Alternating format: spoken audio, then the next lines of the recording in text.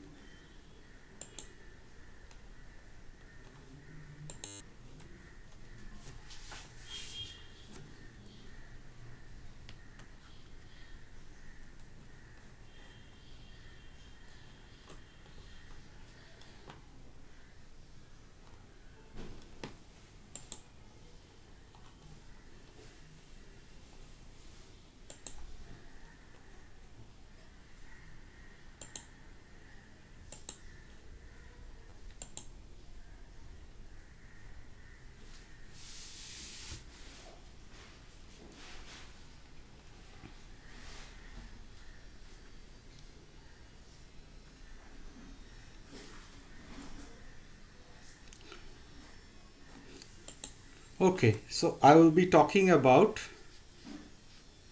the. Hope my blackboard is visible.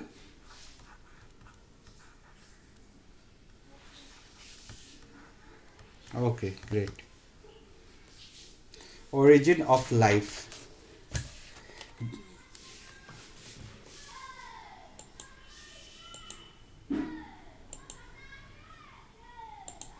So by origin of life, you can divide this into two part.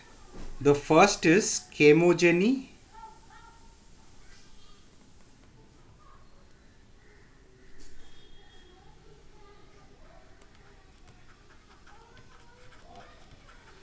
and the next is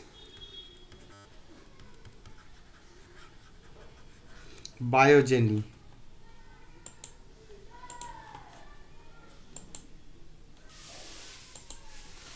So there are two terms which you are using in the origin of life. The first one is chemogeny and the second is biogeny. Chemogeny essentially is the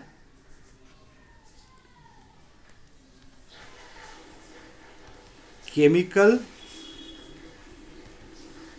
origin, and biogeny, as the term means, it's the biological origin. Several hypotheses regarding the origin of life. From the Bible, there was this theory of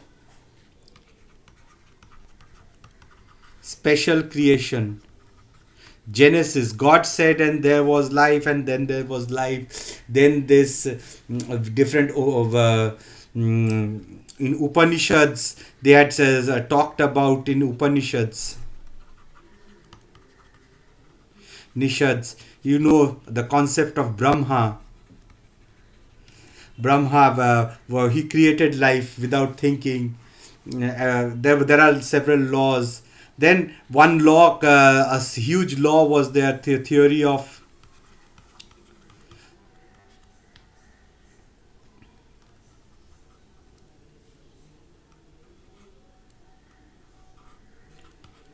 spontaneous creation. This held long for a long time. So there were these theories. Then life came from outer space. Cosmozoic theory, that life originated in outer space. There was this panspermia. All these theories ran amok. The most concrete theory came from the which was known as the modern biochemical theory,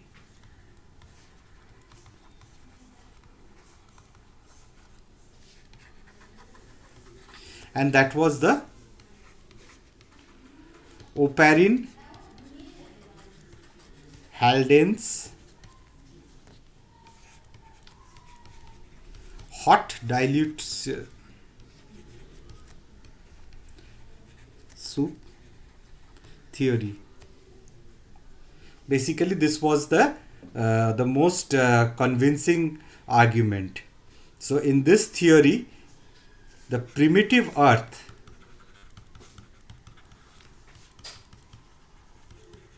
it was considered to have a reducing atmosphere.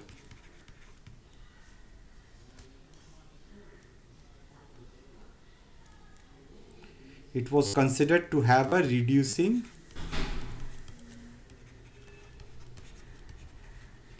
atmosphere. So what do you mean by reducing atmosphere? Reducing atmosphere means addition of hydrogen or addition of electrons, gain of electrons, that is reduction.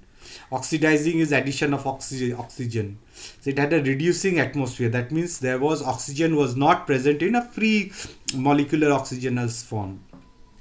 And there was constant lightning, geothermal vents,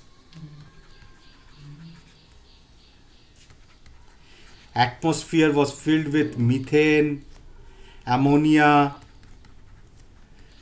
and there were methane, ammonia, and other H2O and other gases, cyanide. All these gases were present in the atmosphere. Hydrogen, all these atmospheres. So in the presence of these lightning and reducing atmosphere, all the inside in the soup, primitive soup, in the water, also called the oceans, life originated. And you had biochemical entities, all these things, they came in one place and they had a membrane around surrounding it, and they formed structures known as coacervates.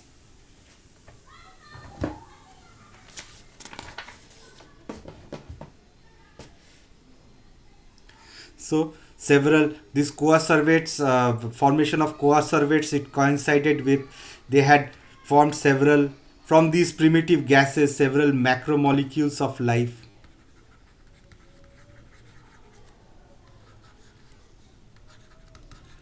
Of biological macromolecules. You had carbohydrates,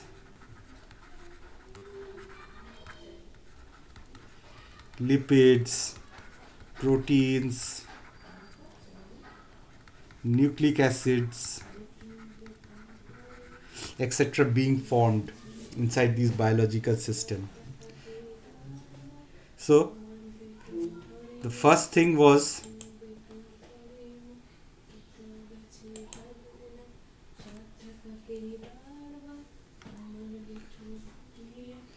so you had a reducing atmosphere,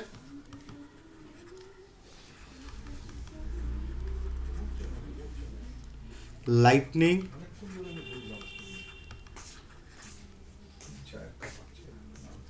you had gases like ammonia, methane, ammonia, water vapor, and then you had geothermal vents.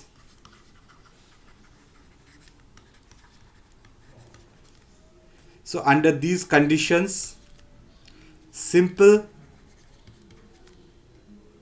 molecules, they became into complex molecules.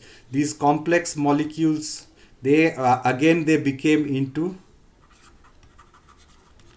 complex biomolecules. They assembled together to form structures like coacervates.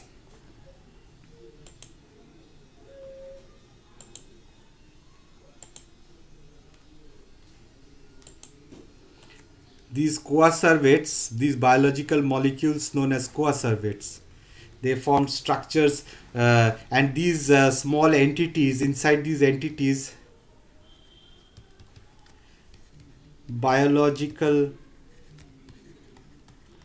processes and metabolic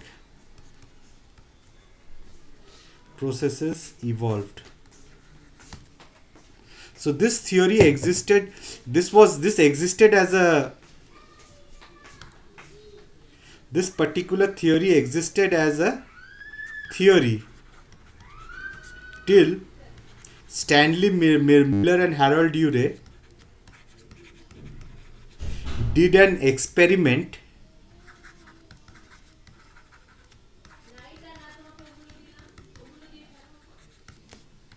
and they confirmed the fact. This was a legendary experiment which took place. So let us see what type of an experimental setup Stanley Miller and Harold Urey did. So let us go to the next blackboard.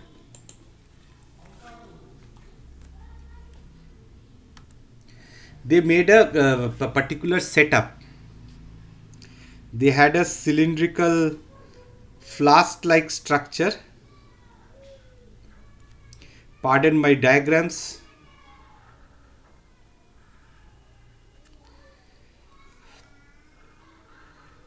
They had an experimental setup something like this. There were certain inputs coming in through it like this. This led to other cylinders like this.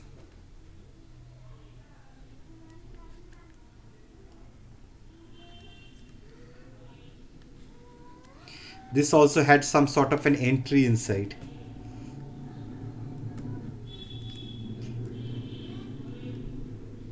These were in this chamber. There were some tungsten electrode.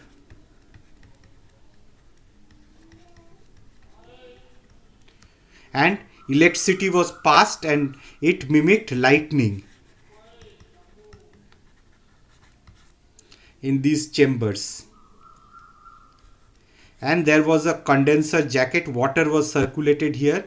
So these hot things, they condensed into liquid forms.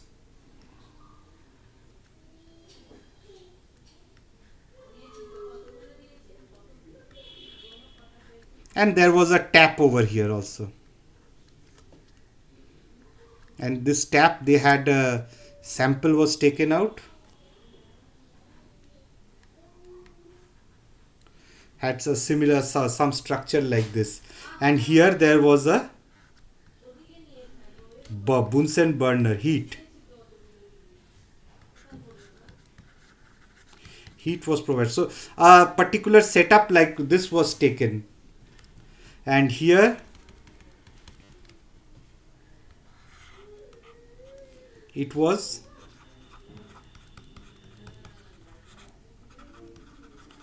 boiling water. Here lightning and spark discharge was given. And these chambers, it was basically a 5-liter flask. And this contained a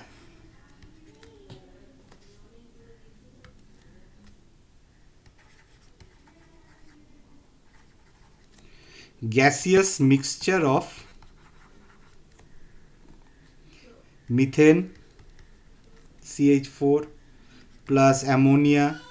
There were several ratios which they give. Hydrogen plus H2O. These were assumed to be the primitive atmosphere of the primitive Earth, reducing atmosphere of the primitive Earth. And this was a condenser here. Basically, this is a water jacket. Water is circulated throughout this. And what happens? The spark, the gases, they condense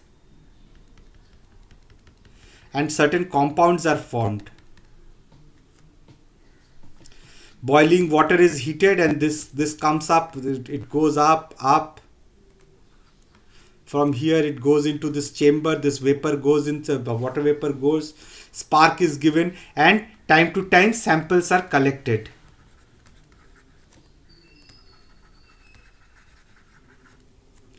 So in such a sample, when they did it for over a 1 week in a reducing condition, and they gave electrical currents in this particular setup, after a week and so they could see complex biological macromolecules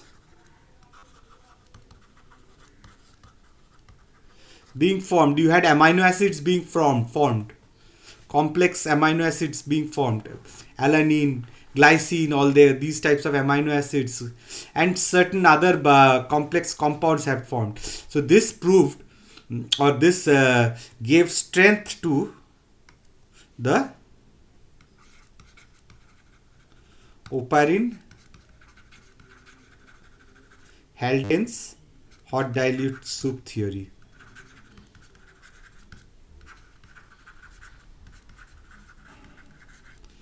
So this particular concept was now widely accepted.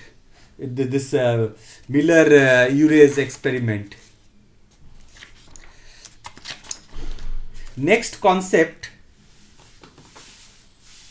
This was the first time that from simple first step, that from simple molecules, complex molecules could be formed. That is, from ammonia, methane, and all these things, the small amino acids like alanine, glycine, alanine were formed.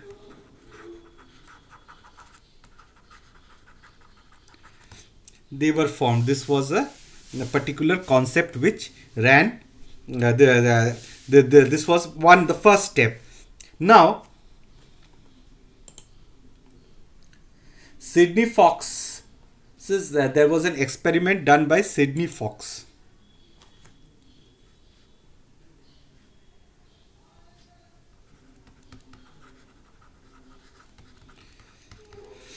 This was the proteinoid or a microsphere experiment.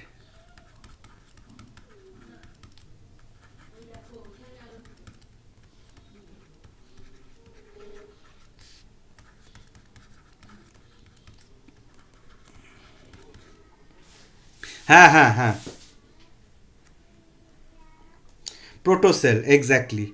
Actually, it is not, you cannot call it a true cell, you can call it as a protocell or assumed to be a protocell. We are not sure, but it is considered to be this.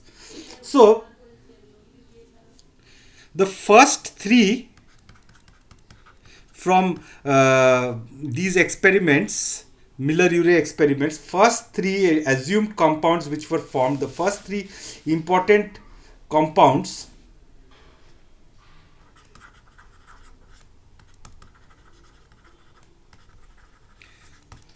which were formed, they were formaldehyde,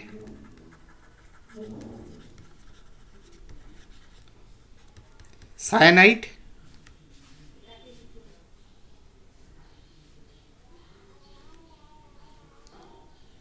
they were the most important things.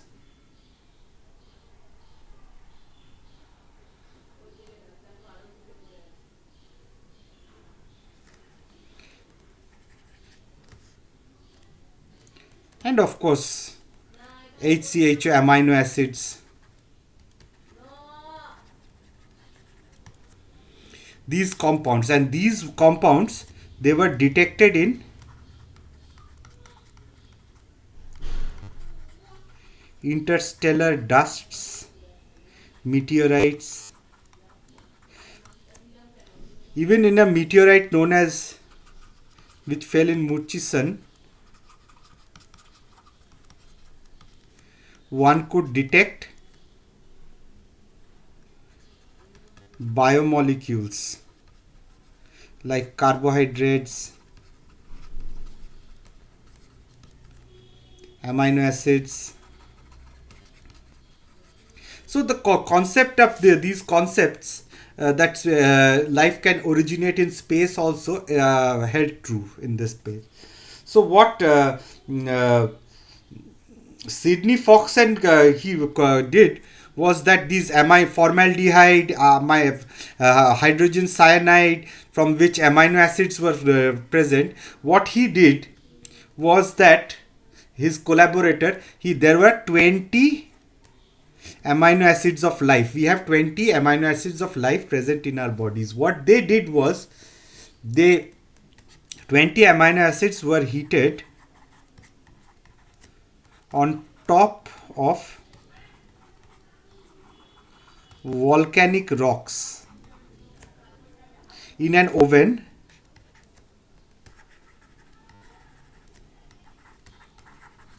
degrees centigrade for 2 hours.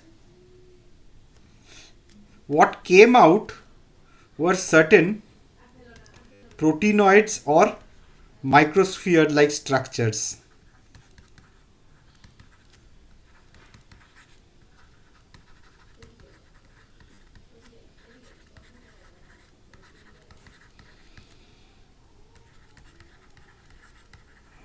So there were so now the next step was proved. So from the first step was the synthesis of compounds like HCHO, formaldehyde and cyanide. From them, formation of biological complex molecules like amino acids, nucleic acids, proteins, etc. And now these proteins are heated and they are formed under a primitive atmosphere assumed at high temperature, proteinoids or microspheres. So essentially, through experiments, actually this chemical Oparin-Halden's theory, basically we could simulate this, and this is now the most widely held theory and widely accepted theory which is being held. Now let us have a look of how first the micromolecules have been formed. Micromolecules and macromolecules have been formed.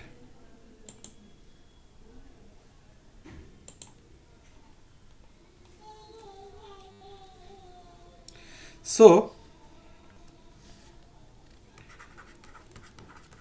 molecules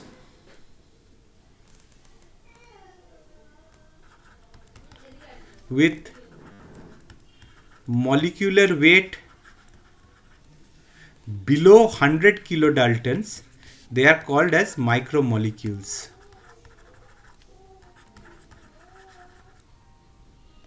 So according to Miller,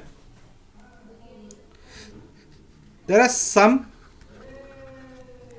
let's see who's trying to enter. Shonali Yadav. So some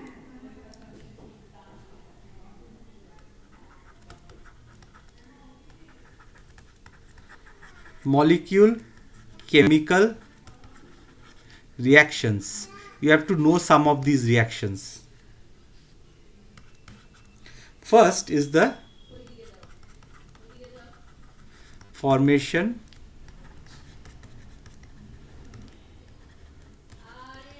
of amino acids.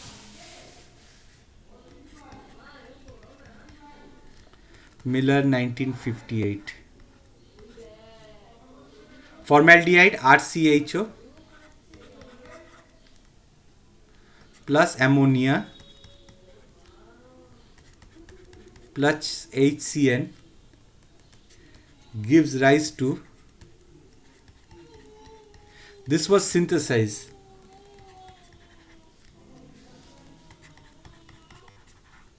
plus H2O. So this cyanide group, and this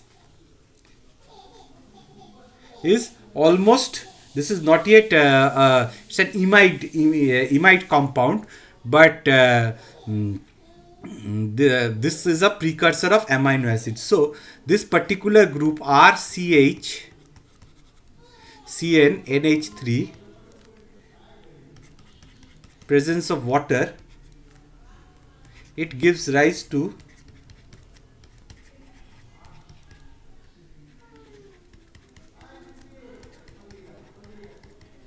So this is a structure of an amino acid. An amino acid has got a clear structure.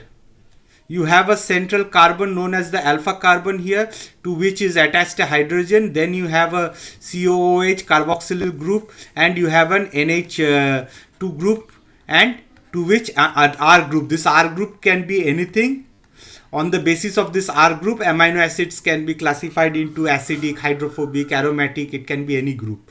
So this R group can be anything. So this is the basic structure of an amino acid. This is how an amino acid is formed. So this was the first for structure which you can do. Then of course you have at least I would say you keep in mind the structure. Similarly, you had fatty acids.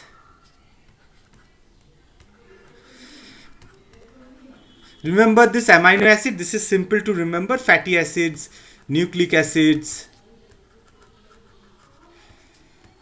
carbohydrates. All these compounds, all they got synthesized.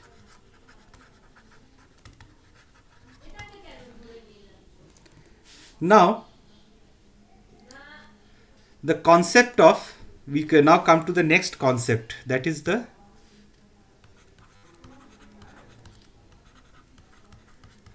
RNA world theory. Now, which was the first molecule which came, whether it was protein, RNA, DNA? Which were the first macromolecules?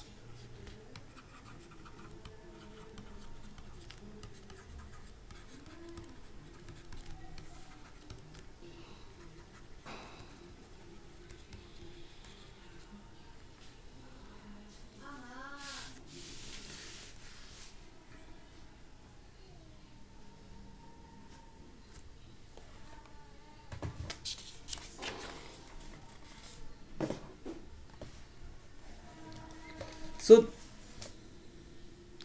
there was always a question that which was the first molecule. The first molecule to be formed, RNA looked like the first candidates to be formed, because nucleic acids like RNA, they can code for proteins. So you know the central dogma, you have a DNA, RNA, proteins. This is a brief. So RNA can make proteins. They have information to make proteins. RNA can also be a genetic material in several RNA viruses like your COVID. So, and or HIV. So technically it was RNA could be, but at the same time you have genetic information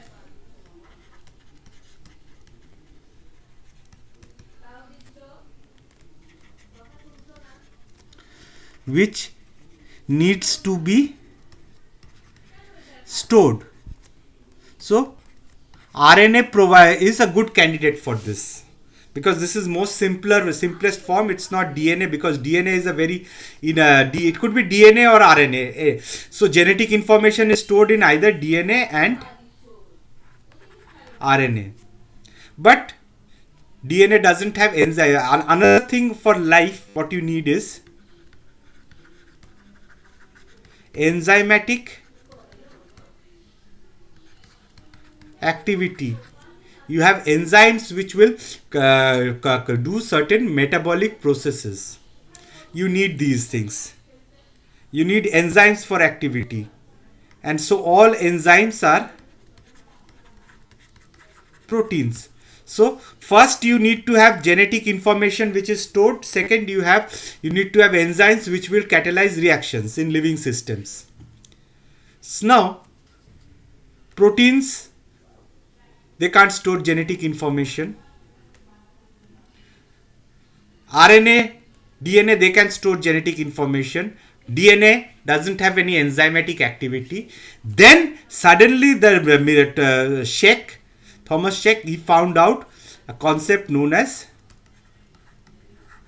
he found out the first ribozyme. That RNA also, like ribozyme, it also has got catalytic activity. The first a non-protein enzyme, the ribozyme made up of RNA, was found. So RNA was the candidate which had both, it could act as a genetic information, plus it had enzymatic actions. So this RNA had both. So the concept of ribozyme came. So it had both genetic information as well as it had information for enzyme activity. So therefore the world was an RNA world, where RNA was the first living molecule which made the then proteins evolved more efficient enzymatic activities. So it was taken. Several other people, they thought that the clay soil present, they still held to the theory of the protein world hypothesis.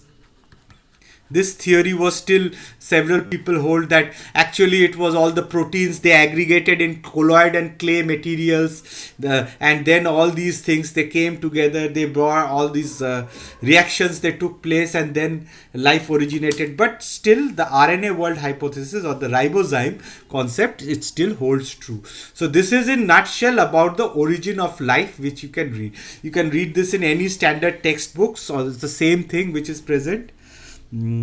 Depends on which textbook you have bought.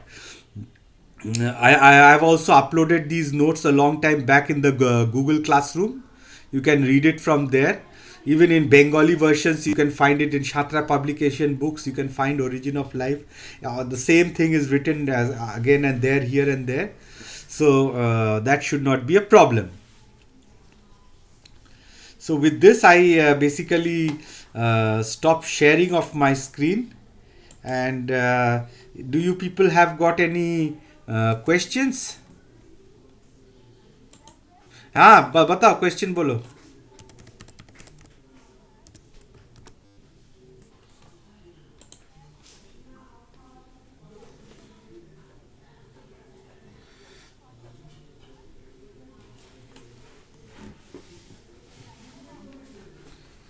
तो तुम्हारा नाम क्या है? Asifa. Okay. तुम्हारा question, your question was that okay, Oparin and Halden said a hot dilute soup theory and formation of protocells, and theory of formation of special creation. It was given by the Bible, that formation of human beings. Actually, the book of Genesis in Bible is this creation was in the book of Genesis. And this book of Genesis, it said that God said, let there be light first, then there was light. God said that let there be darkness, and there was darkness. Then God created a male and female of all the species. Among them, one of them was Adam and one was Eve. And God told you, enjoy life and don't take that apple. But unfortunately, the curiosity killed the cat, and the apple was taken, and then they started to reproduce and mate, and then children happened, people started to die, and all these things happened. Once there was life, there was death. So this was actually the theory of special creation, basically, that God created them. So this is actually the theory of special creation from the book of Genesis.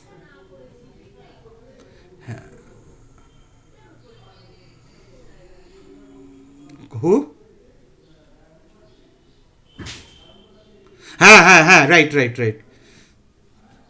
So all these theories, the book of Genesis, this theory of, so these then of course you had the from time of Aristotle, before Christ and all the Bible's theory. Aristotle gave the concept of spontaneous creation, that from maggots were formed from the soil, from dirt, and rotting meat gave rise to maggots and flies and all these things. So they were laid to rest by Francesco Redi's meat experiments. where he had in two containers. In one he had kept meat, in another container which was closed there was also meat. So the maggots came in the rotting flesh which was open. In the closed jar where the flesh was kept, it was there were no maggots. So life comes from pre-existing life. So but this was basically all these theories, this spontaneous creation, they went on for and on and on and on till Anton van Leeuwenhoek discovered the microscope and saw cells from cork cells. The name cell came because he's like a bee comb, he saw several shell like structures. From there he gave the concept of cell. So this was essentially the Genesis theory.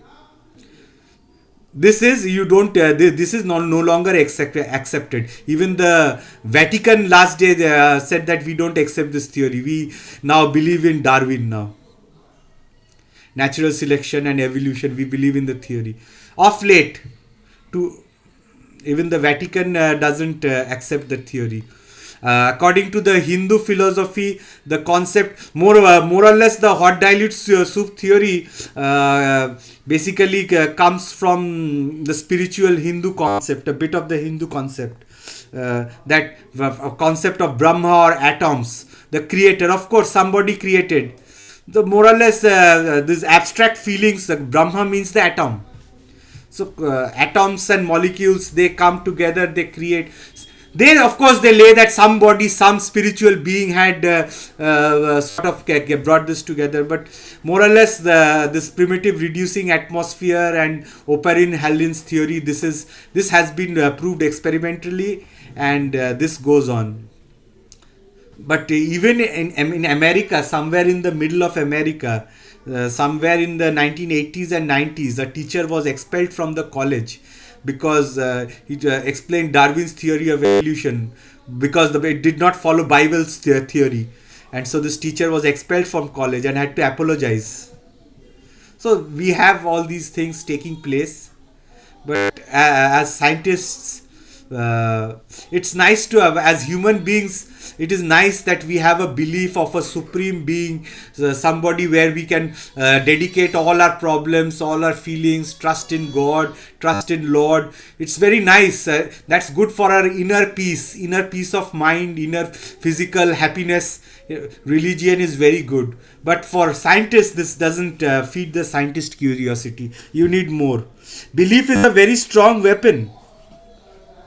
But for example, when you are growing old and about to die, the only thing which will help you to live, that is your belief. Your belief in God, your belief in religion, your belief in yourself, that stems in your old age. But when you are young, you keep on questioning the principles of science. You need to see experiments, you need to see facts. So there is always, I believe in life, it's better to keep a balanced opinion. Too much religion is also not good, and totally removing religion from your life is also not good. Because one day or the other, we all have to become old and we will be waiting for our death. So these things will give you mental power, at least, to survive these things. Say, for example, a person who is an atheist. He has got nothing to believe, nothing to look forward to. When you have got lots of things to look forward to, at that time God has got a very less amount of place in your life. But when you have very few things to look forward to in your life, then basically it is the God is only the thing which you have got to look forward to, nothing else. So I would say don't renounce religion, and as at the same time don't make religion be religious in your mind. That religious textbook is not everything. Religious is in your mind, in your actions. Do good to others as you want others to do good to you. So think about, have compassion for other living organisms, have compassion for other living beings. So all these are the things about religion which you must learn. It is not how God said this, there was life and all these things. It's not nonsense. Religion teaches us how to live properly. So origin of life is a very controversial issue. This faced a lot of criticism from churches and various religious groups. Even nowadays, fanatists in our country, they try to distort the facts and all these things. They bring everything, religion into everything. Better keep religion and science separate. It's not good to mix them. For as a human being, for your mental peace, keep religion for yourself. But religious is only for yourself. It is not to be imposed on other people. So, any other scientific questions? It's good that you ask this question, because there are things which people sort of get confused.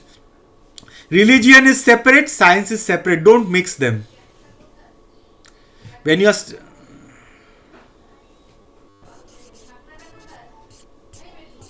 no, human beings did not form. Human beings did not form from monkeys. Monkeys and human beings came from a common ancestor. That is how Darwin said natural selection. Darwin's theory says that an organism has got lots of offsprings. Some offsprings, they are much better adapted to the changing environment, and so these in this changing environment, so they survive, and that there is a survival of the fittest. Say a person with a long nose will survive where a long nose is required. So this long nose character will be selected, and the one who doesn't have long nose, that character will die out. And so suddenly you will have human beings with long nose coming, or individuals with long nose comings. It is not human beings actually, it's how life evolved. Human beings, we are talking about one end of an evolution. Human beings, monkeys, gorillas, we are all living on one end of an evolution. It is not that we came from monkeys. We came from an ancestral universe, a single cell. That single cell became multicellular. That multicellular, it became into something like a Cnidarian. A Cnidarian became something into further complex. So there are evolutionary relationships which you must draw a line. So it is not that human beings came from monkey. That is an interpretation of Darwin. Darwin's clear, it was a concept of natural selection, how nature selects which characters are to be there and which character will not be there. So it was simply distorted, nothing else. Darwin's theory holds perfectly well. समझ में आया? नहीं, ये झगड़ा का बात नहीं है, ये है this is the fact. What Darwin said was that survival of the fittest. Our environment is changing. So we have an individual. Individual can be any living organism. It has got many offsprings. So in that changing environment, say high temperature, organisms which have got less fur on their body, they are selected because they can survive much better in that climate, changing environment, and so they will select. The others will die out. This is what Darwin said. So a long tail. If you have a long tail and you have to run about a lot, a long tail will hamper you running about, and you will be easily caught by a predator and killed. You will not be selected. So example is before industrial revolution took place and people started began to use coal. Coal created lots of carbons and black soot. There was a moth, Biton Betullaria and Biton carbonifera. So normally the yellow moth, the Betullaria, that was the maximum. You had to out in 100 moths, 98 were yellow and 2 were only brown. But when industrial revolution took place and people started burning coal, suddenly this coal, all the trees, they became dark. And on the before the trees were light. On the light background, this dark moth, it was clearly seen by birds. So the birds, they caught these dark moths and they ate them. And so the yellow moths, they were hidden in the yellow color of the bark of the tree. And so they survived. Less of them were killed. But then when this industrial carbon and soot came, all the trees, they became dark. Now, in the dark background, the dark moths, they became hidden, and the yellow moths, they became prominent. And so this environment changed, and so the yellow moth number, they shrunk to number 2, and only the dark moth, the number changed to 98. This is known as industrial melanism. So this is what Darwin said. Darwin never said that how monkeys became men. So basically, it was seen that one cell was not good for survival. We need to be multicellular. Somewhere down the lane, the origin of multicellularity came, the formation of eukaryotes and prokaryote cells came, the evolution of organelles like chloroplasts, mitochondria, Golgi bodies. They all evolved by natural selection. That we this suddenly that one organism came which had gotten organelles like how did you had everything like a prokaryote before. Everything was a prokaryote cell. You never had organelle. Suddenly they saw that the structure, this organelle, a primitive cell. Suddenly this prokaryote cell went inside a large cell, and suddenly it started to supply energy for that cell, and it became the mitochondria of the cell, and that cell began to survive much better. So what you are basically, you are a combination of many tiny cells, and each cell is a combination of many tiny organelles. So what is life? Are you a one life, or you are a combination of lot of living organisms living in a colony together? What are you? You like to consider yourself as one organism, but your body has got many cells, which are each cell is able to survive individually. And eventually in future, in plants, from one cell you can get one whole plant itself. In animals in future, that can be done also. In animals, totipotency is not seen in animals, but in plants you can see them. Take one root cell and culture it in tissue, you can get another plant coming out from that. So what are you basically? Basically, are you a combination of multicellular organisms, or basically you are one organism, you have got many cells inside? So these are all controversial things, but the fact lies that the current system which we are, it has evolved from a single cellular, as explained in Oparin Haldane's theory. Billions and billions of years have taken place for the biogenesis to take place. And this is known as the concept of abiogenesis, formation of life from non-living sources. This term is abiogenesis. So bolo, or any questions? No, this is a very interesting topic. Maybe you should read all these books. A lot of these origin of life books on origin, you can watch on the internet, YouTube videos on the origin of life, how life, there are lots of videos. Maybe I can share a origin of life video. Let's see. I'll share it the next day when as origin of next day I was supposed to take it today, but it's taking a lot of time, so I will go with the origin of metazoa, how multicellular organisms came from single cellular organisms. From a single protozoa, how metazoans came. From one single protozoa you have metazoans like Porifera, Cnidaria, and all these things coming up. What is their concept of origin? Okay, okay then. See, I will tell you when the next class is. And ठीक से रहना तब तक. All people enjoy yourselves, be happy. हाँ, और tension मत करना ज़्यादा, सब ठीक हो जाएगा. Okay. Bye.